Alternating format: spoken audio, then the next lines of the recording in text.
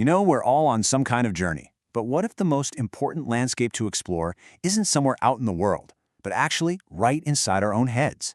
Today, we're going inward.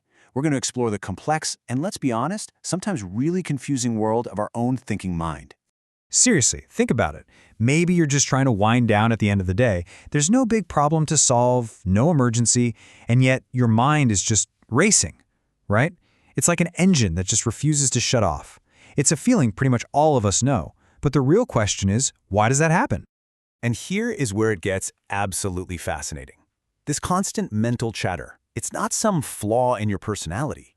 It's actually a deeply wired protective mechanism. I mean, our brains literally evolved to scan for threats to keep us safe.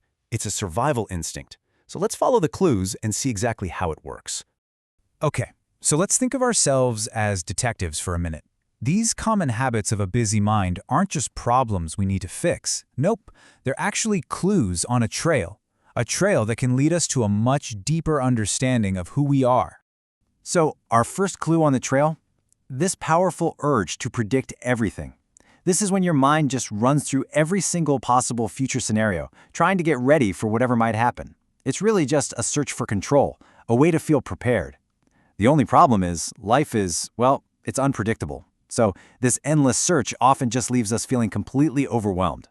Does that sound familiar? You know the feeling. A friend gives you a super short reply to your text, or you pick up on a tiny shift in someone's tone of voice. To a lot of people, it's nothing. But for the thinking mind, this is clue number 2. It suddenly becomes a puzzle that absolutely has to be solved.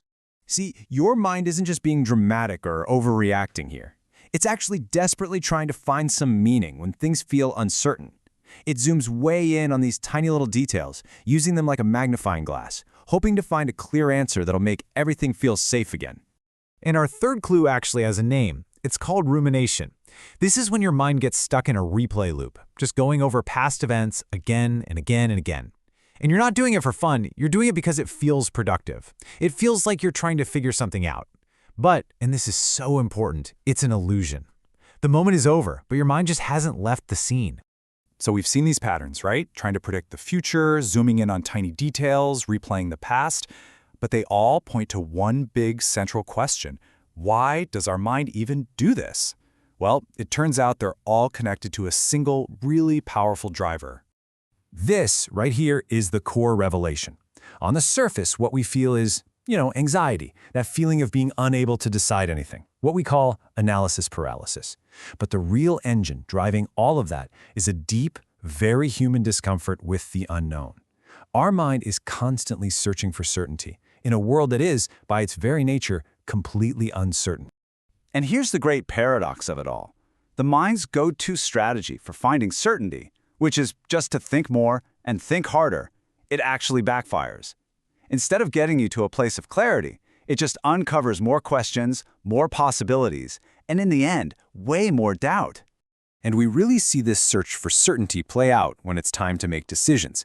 I mean, when your mind can come up with 10 different potential outcomes for every single choice, and each of them feels totally real and important, how can you ever feel confident that you picked the right one?